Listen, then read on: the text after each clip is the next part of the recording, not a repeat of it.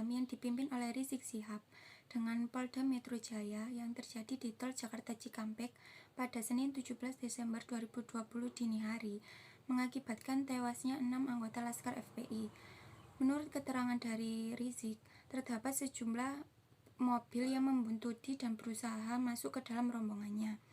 Mereka tidak menduga kalau mobil-mobil tersebut berisi polisi.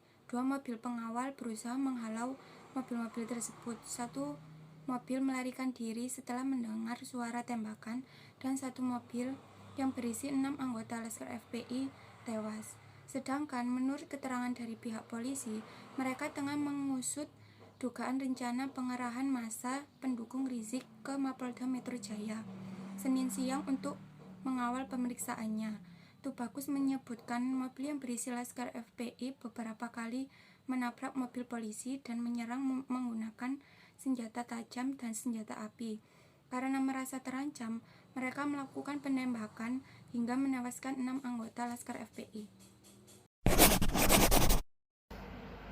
Baik, untuk materi selanjutnya yaitu siapa yang menjadi tersangka dalam masalah ini. Meskipun banyak versi atau cerita mengenai masalah ini, Mabes Polri menetapkan 6 Laskar FPI sebagai tersangka dalam peristiwa penembakan di Tol Jakarta Cikampek kilometer 50 pada hari Senin tanggal 7 bulan Desember tahun 2020.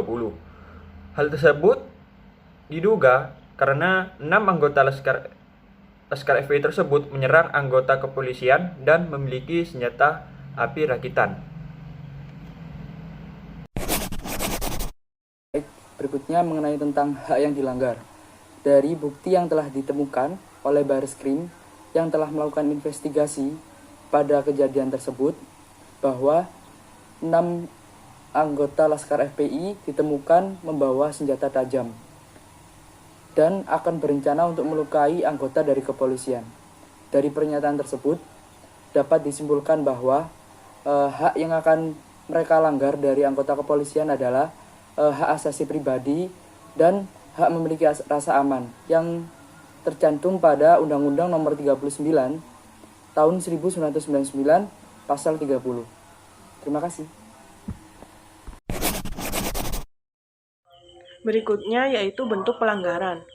Pada awalnya, Komnas HAM menyatakan bahwa kasus tewasnya 6 laskar anggota FPI ini adalah pelanggaran HAM atau hak asasi manusia, dikarenakan diduga polisi telah melakukan unlawful killing atau pembunuhan tidak berdasarkan hukum.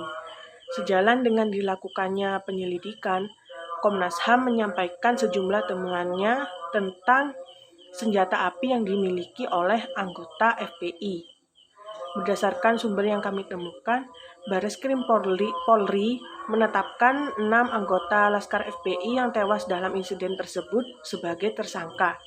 Dikarenakan ke-6 anggota Laskar FPI ini diduga melakukan kekerasan dan menyerang anggota kepolisian.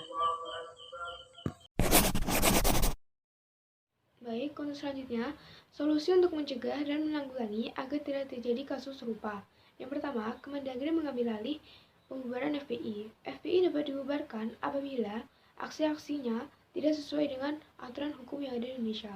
Lalu yang kedua, solusi ini dapat berasal dari diri kita sendiri, yaitu kita sebagai warga negara harus pandai-pandai membentengi diri kita dan pandai-pandai memilah-milah informasi agar tidak terjerumus pada ajaran-ajaran yang tidak sesuai yang dapat merusak persatuan dan kesatuan bangsa Indonesia. Lalu, dapat juga dengan cara meningkatkan penyebarluasan prinsip-prinsip bernegara kepada masyarakat. Dengan cara, yang pertama dapat melalui pendidikan formal, yaitu sekolah dan perguruan tinggi. Lalu dapat juga dengan pendidikan informal, yaitu dengan mengikuti kegiatan-kegiatan keagamaan dan kursus-kursus. Sekian presentasi dari kelompok 5, kurang lebihnya mohon maaf. Terima kasih. Wassalamualaikum warahmatullahi wabarakatuh.